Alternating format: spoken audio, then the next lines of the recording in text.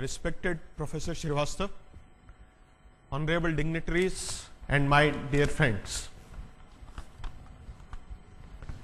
It is my aim to deliver a talk which would be of interest to you, which would be informative to you. So, let me first of all start with a topic which would be of interest to you in this stage of life, that is the first love. Let us see what Einstein had to say about first love. Einstein had something to say about first love. So he said, no, this trick won't work. How on earth are you ever going to explain in terms of chemistry and physics so important a biological phenomena as first love? So Einstein believed that first love cannot be explained in terms of physics, chemistry or mathematics. Although I am very fond of Einstein and his quotes, I do not believe what he said. So at least I think partially you can explain first love in terms of physics, chemistry and mathematics. Maybe we have to invent new mathematics for explaining first love, but I feel that at least partially it can be explained. However, unfortunately, I am not going to talk about first love today. I am going to talk about biological systems in general and gluconeogenesis in particular. As I mentioned in my talk earlier, that I do not agree with Einstein on first love, but I strongly agree with this following quote, which is, I want to know how God created this world. I am not interested in this or that phenomena. I want to know his thoughts. The rest are details. So, the aim of our research, which was initiated in MIT University and continued at National Bureau of Plant Genetic Resources. Our aim was to know the central principles of organization and dynamics of living organisms. That what are the central principles? What is the basic thoughts behind the organization and dynamics of living organisms? So when we talk of living organisms, we talk of biology. Biology is very different from physical sciences. Biology has been a descriptive science for a very long period of time, and it has started becoming analytical in recent past. And for example, if you take a transistor and try to dismantle it and reassemble it, it is relatively easy. So it is easy to dismantle a transistor and then reassemble it. But if you try a biological system and then try to disassemble it and reassemble it, it is hell of a task. So the understanding of biological systems has therefore lagged behind engineering systems. Engineering systems are relatively simple to handle, whereas biological systems are complex, their organization is complex, their dynamics is complex, and therefore the modeling has also lagged behind. Now, the engineering models are conceptually much more advanced than biological systems. When you talk of engineering systems, our understanding of engineering systems is much higher than that of the biological systems because of less complexity. Engineering systems are less complex, whereas biological systems are more complex. So as I said, that I believe that physics, chemistry and mathematics can explain a lot of phenomena, and that is what Albert Einstein had to say.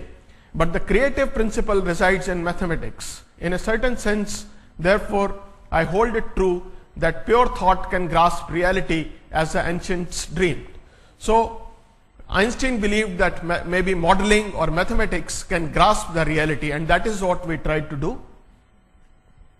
Now, system level design has been the central feature of modern engineering. In the modern engineering systems, it is not only the parts, but the entire system as a whole which is studied. What is called the control science, the control principles of engineering. So in engineering systems, although you study parts of a given system, you also study the system from a holistic point of view.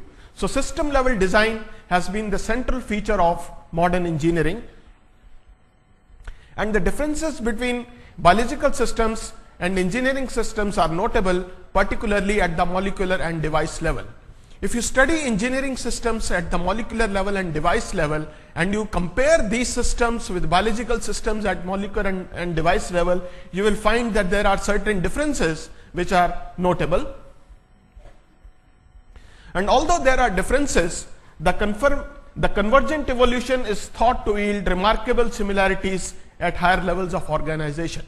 So the principles of evolution of biological systems and the principles of evolution of engineering systems, they are expected or they are thought to yield similar results, because scientists see certain parallels between evolution of biological systems and between evolution of engineering systems.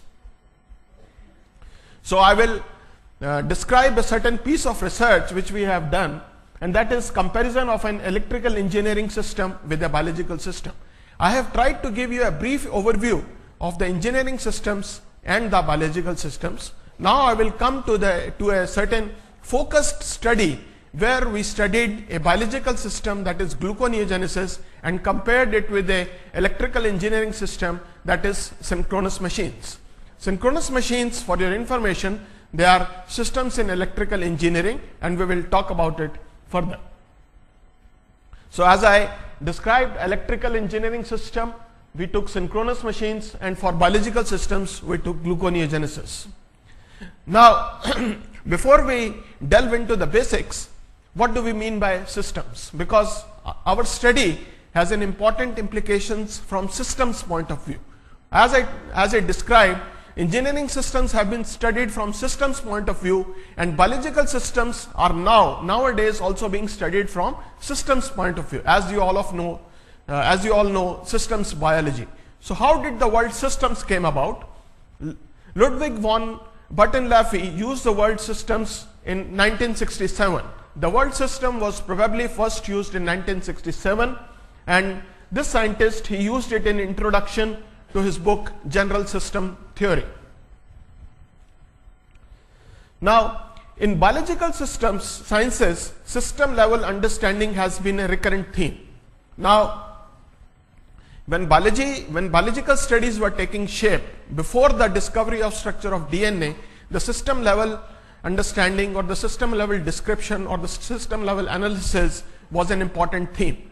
But with the discovery of structure of DNA, which was very important, which was no doubt very important, the study or the analysis shifted from system level to the molecular level. Okay, we had holistic approach first. With the discovery of structure of DNA, we took to reductionist approach. However, nowadays the system level understanding has gained renewed importance, and Norbert Wiener was an important or was a very renowned mathematician, biological mathematician, and in his studies we find the system analysis. Now what we did is we applied the concept of computational complexity to understand gluconeogenesis. So as I have talked of systems perspective, systems biology, systems perspectives for engineering systems, systems perspective for biological systems. So we took a biological system, that is gluconeogenesis, and applied the concept of computational complexity to understand gluconeogenesis. Now this is the schematic diagram of gluconeogenesis, and where you can see the very simple textbook representation of gluconeogenesis. Now as you can see that there are several enzymes.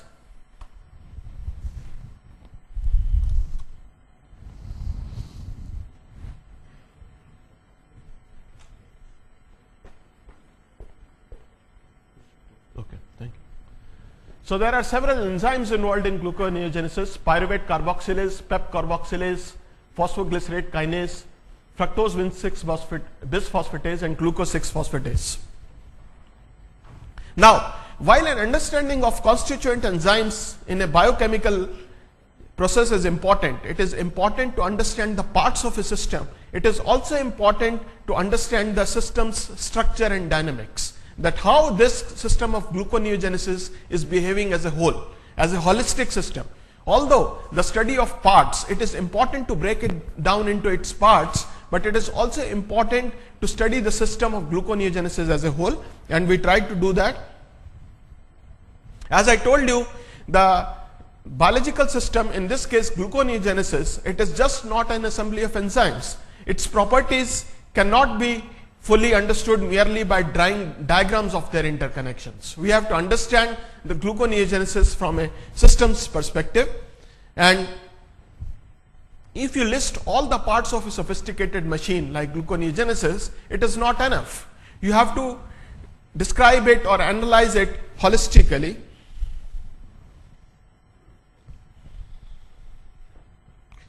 Now, what we tried to do is, we not only tried to list the catalog of the individual components, but we also tried to understand the complexity underlying the gluconeogenesis systems. That what is the complexity which underlies the gluconeogenesis, and such a description provides limited knowledge of how changes to one part of a system may affect other parts. Now, the parts affect the system and the system affects its parts. So, it is a two-way thing.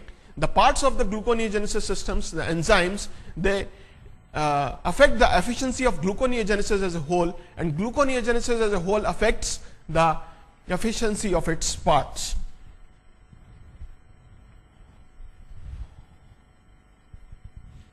Now, as I am talking of system level design has also consistently been at the core of modern engineering. So, briefly we have talked about the gluconeogenesis, the role of its parts, role of its entire holistic system, and now we turn our attention briefly to the modern engineering systems. The system level concepts as they have been applied to the modern biology, they have also been applied to modern engineering, and system level design has also consistently been at the core of modern engineering. The modern engineering is based on system level concepts, and it has motivated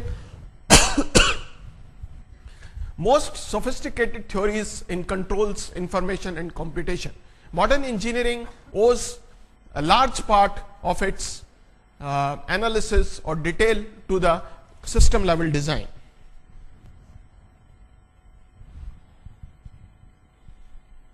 Now, in the engineering systems, as a result of advanced controls and embedded networking, all technologies, they are evolving similarly. So, as we talk of evolution of biological organisms, we also talk of evolution of technological systems or engineering systems. So, the engineering systems in the past, like man invented wheel first and then there were airplanes and all. So, the technology has also been evolving, the biological systems have also been evolving, and as I told you, the evolution of technological systems and biological systems shows interesting parallels.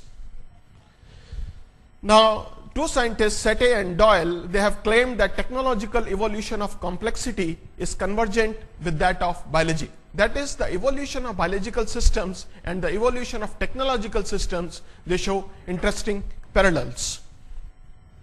Now, we have talked of gluconeogenesis. Now, we will talk of, so as I told you, the topic of my talk is the comparison of electrical engineering system with the biological system. We have seen the systems level perspective. We have seen that the systems level perspective is important in both biological and engineering systems. We have taken the example of gluconeogenesis. We have seen that in gluconeogenesis, a system level perspective is important and a perspective from enzymes is important. And we have also seen that the biological and engineering systems show convergent evolution. That is, evolution of biological systems and engineering systems show convergence. Now, we talk of electrical engineering systems, that is synchronous machines. Now, I won't go into the details of this, but this is the description of the windings of synchronous machines. That is an electrical engineering system, and this is the circuit model for the synchronous machines, and these are the equivalent representations of synchronous machines, but we won't go into the details of this. Now, what we postulated was that synchronous machines and gluconeogenesis behave as automata which accept formal languages. Now, what does this mean? What are automata? So, automata are basically, if you put it simply, these are automatic machines. So, we postulated in the computer science jargon, you call the automatic machines as automata, and synchronous machines and gluconeogenesis, they behave as automata which accept formal languages. So, we postulated that gluconeogenesis is a system which can be envisaged to accept a computer language, and gluconeogenesis is a system which can in the similar vein be postulated to accept a computer language, that is formal language. Now we will talk about formal languages briefly. Now the theory of formal languages is an area with a number of applications in computer science. In computer science, the theory of formal languages is a very interesting area and very worked out and very popular area. Now, using this theory of formal languages and based on the chemical equations which describe gluconeogenesis, we can express gluconeogenesis as a context sensitive language acceptance problem. Now, what do we mean by it? So, as I told you, there are languages in computer sciences, what you call formal languages. Now, these formal languages, they are of many types. They are context sensitive, they are context independent, they are context independence, and so on. So, we propose that the gluconeogenesis accepts a context sensitive language acceptance problem. Now, what do I mean by it?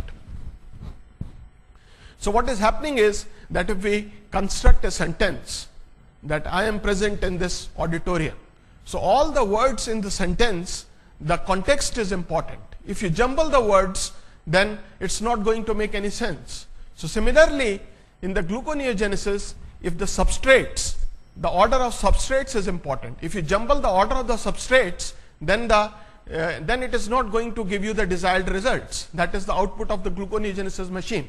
So we propose that gluconeogenesis accepts a context sensitive language acceptance problem. Context sensitive means context is important. Now we propose that the process of gluconeogenesis behaves like an automaton, that is, it is like an automatic machine that computes or accepts a formal language. That is, a formal computer language is accepted by the gluconeogenesis, context sensitive. The gluconeogenesis acts as automata, computes this language and gives an output in the form of a language. Now this is the equation of the gluconeogenesis, but the arrow is missing here, I am sorry for that, but this is the general equation of the gluconeogenesis. Now you can represent it mathematically, and I won't go like K0 molecules of pyruvate, K1 molecules of ATP, K2 molecules of GTP and so on. So you can denote it mathematically. And this was about gluconeogenesis. So what we have seen is that gluconeogenesis accepts a context sensitive formal language and computes it and gives an output. Similarly, synchronous machines, they also accept a context sensitive language. That is, this is the input for the synchronous machines. Now you see this graph which describes phase A of the input of the synchronous machines. This is the graph which describes phase B of the input of synchronous machines, and this is graph which represents the phase C of the synchronous machines. So the sequence of events is very important here. Okay, the context is very important. So as gluconeogenesis accepts a context sensitive language, the synchronous machines, they also accept a context sensitive language. Now this is the output of the synchronous machines. Now we will talk more about the computation in gluconeogenesis and synchronous machines. Before I proceed further, let me first of all briefly describe to you what I have told you so far. I have told you that system level understanding has been important both in biology as well as in engineering systems. In engineering systems, the system level design has been at the core of modern engineering, and in biological systems also, the system level studies, they have gained prominence recently. So we have proposed that gluconeogenesis, it behaves as it computes a formal language which is context sensitive, and synchronous machines, they also accept a context sensitive language and gives its output. So we will talk more about computation in gluconeogenesis and synchronous machines. Now in the early 1930s, mathematicians were trying to define effective computation. So what do we mean by computation? Many scientists and mathematicians address this question, and Some of these were Turing in 1936, Church in 1933, Klein in 1935, and Schonfinkel in 1965. They gave various models for computation. They gave various models and used the terms Turing machines, lambda calculus, combinatory logic, post systems, and micro-recursive functions. Now, these definitions, they were formulated much before the electronic computers were devised. That is, the computation as we see today, our computation is analogous or related to the computers which we use today. But when these definitions of computations were being devised, there were no electronic computers. Now, we propose that the gluconeogenesis and synchronous machines accept a language that is at least as hard as the textbook context sensitive language and is itself context sensitive. So, what do we mean as hard as textbook context sensitive language? That is, the complexity of the language which is accepted by the gluconeogenesis is as hard as the textbook language which is context sensitive. And now, these problems, that is the problems computed by gluconeogenesis and synchronous machines, they accept a model of computation that has at least the power of a linear bounded automaton. Now, what is a linear bounded automaton? As I have told you, both synchronous machines and gluconeogenesis, they accept context sensitive languages. Now, in computer science, context sensitive languages are accepted by machines which are known as linear bounded automatons. Okay? So, these both synchronous machines and gluconeogenesis, they behave as linear bounded automaton which accepts context sensitive language. Now, we are talking of gluconeogenesis, we are talking of computation. We have seen that the gluconeogenesis accepts a formal language and computes it. Now, this is what is called chemical computation, and there has been a lot of work in chemical computation. Now, work in chemical computation has followed 4 different paths. We will not go into the detail of it. Now, so as I have told you that we propose that both gluconeogenesis and synchronous machines, they behave as linear bounded automata and they accept context sensitive formal languages. And we also propose that the models of computation of generalized gluconeogenesis and synchronous machines, they are universal. So, what do we mean by it? The universal, these models are universal. That is, they are capable of computing any function. That is what is meant by universality. So, we propose that gluconeogenesis and synchronous machines, they accept context sensitive languages, they behave as linear bounded automata, and they behave as universal machines. Universal machines in the sense that they are capable of computing any function.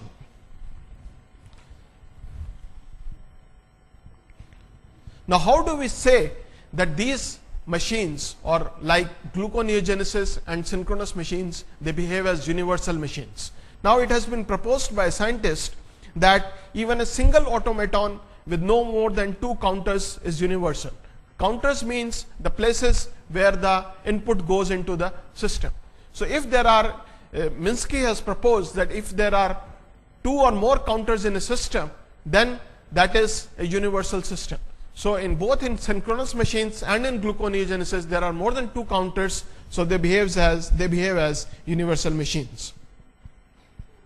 So, as I told you, we propose that the respiration or gluconeogenesis and synchronous machines in their general form are capable of computing any function. That is, they can behave as universal functions.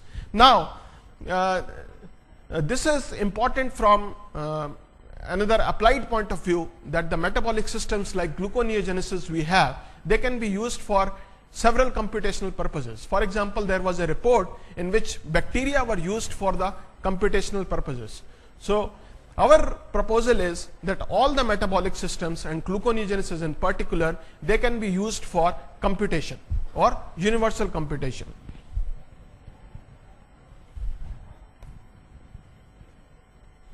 So, as I told you that gluconeogenesis and synchronous machines, they behave as linear bounded automata.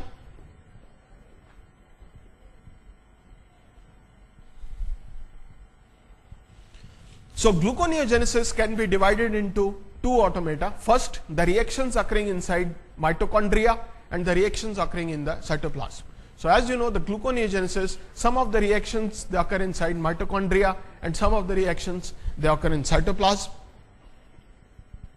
So we divide the gluconeogenesis into two automata, automata A and automata B, and we have tried to represent it mathematically, where we represents the various states of the machine. I will not go into the detail of it.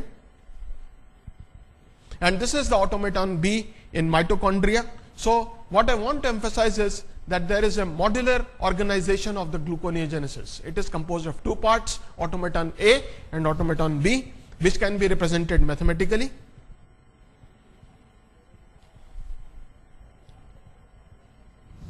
Now our formalism can be used to show that the context sensitive process of gluconeogenesis and response of synchronous machines is composed of several simpler processes.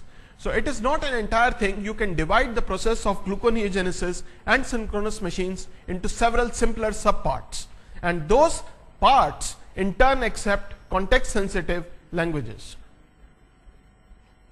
So as I have told you, gluconeogenesis can be divided into two automata, A and B, one occurring in mitochondria, one A in mitochondria and B in cytoplasm. And synchronous machines, they can be divided into stator, rotator, armature winding and field winding components. Now the combination and communication of these processes results in greater computational power of the system. So we have a system, either gluconeogenesis or synchronous machines, which are divided into subparts, and the combination and communication of these systems that results in greater computational power of the system. Now this is known as modularity. That is, in a system you have several modules. Now an important role is played by modularity in biological as well as in engineering systems. So since we are comparing biological and engineering systems, let us see what is the role of modularity in engineering and biological systems. Now modules generally are defined as components, parts or subsystems of a larger system. The subsets or the subparts of a larger system are defined as modules, and they contain several features. These are, they have identifiable interfaces. That is, there is an interface between one part and another part, which usually involves what are called protocols. They can be modified and evolved somewhat independently. So why we call them modules? Because they are partially independent. They facilitate simplified or abstract modeling. They maintain some identity when isolated or rearranged, and they derive additional identity from the system. So these are some of the features of the modules. Now we have seen that the modular organization is important in both in gluconeogenesis and in synchronous machines. So what is the conclusion? Now universal principles are suggested by the organization and design of technologies such as synchronous machines, and which are relevant to biology. So in biology there is modular organization, in synchronous systems, in gluconeogenesis there is modular organization, in synchronous machines there is biological organization.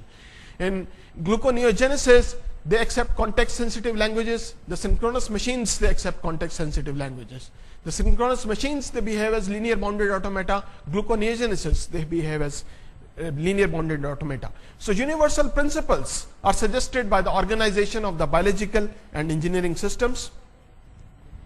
Now these principles link modularity with the robust yet fragile nature of complex systems. So what do we mean by it? What do we mean by robust nature of complex systems? Robust means they are immune to change. Okay, if there is a perturbation to a system and the system is not changed, then we call it robust.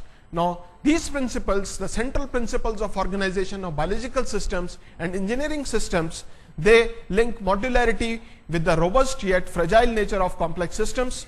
And again, protocols are also important in both biological and engineering system. So what do we mean by protocols in this context? Now if modules are ingredients, parts, components, subsystems, which I have described to you, the corresponding recipes, architectures, rules and interfaces are the protocols. So that is, once again, if modules are ingredients, parts, components, subsystems and players, then protocols describe the corresponding recipes, architectures, rule and interfaces. Now, protocols are rules that prescribe allowed interfaces between modules, permitting system functions that could not be achieved by isolated modules. So, what we have seen is that both gluconeogenesis and synchronous machines, they have modules. Now, how do these modules interact? These modules interact by what are known as protocols. So, there is a familiar vine running both in synchronous machines and in gluconeogenesis. There are modules and there are protocols. Protocols also facilitate the addition of new protocols and organization into collections of mutually supportive protocols. Now, in our case, which we are seeing here, protocols involving communication between automaton A and B in gluconeogenesis and between stator, rotator, armature winding and field winding components, they serve an important function. That is, the modules are important, the rules of interactions, that is the protocols, they are important in both the systems. Now, what is the conclusion? The engineers and biologists should compare notes. So, we have seen several parallels between engineering systems and biological systems. So, we have seen that engineering systems, they accept formal languages, biological systems, they accept formal languages. 2, they accept context sensitive languages, and the biological systems such as gluconeogenesis accept context sensitive languages, and engineering systems accept context sensitive languages. Third, they behave as linear bounded automata. The engineering systems behave as linear bounded automata, and the biological systems, they behave as linear bounded automata. Now, modularity is important in engineering system, modularity is important in biological systems. Protocols are important in biological systems and protocols are important in engineering systems. So, for modeling of biological systems, since the advent of high throughput technologies, we have a lot of data with us and we need to model it. So, how do we model it? We have to take help of engineers. The engineers and biologists should compare notes, and I would end with a quote from Einstein, which says that if at first an idea does not sound absurd, then there is no hope for it. And I hope that you have found my idea absurd. Thank you.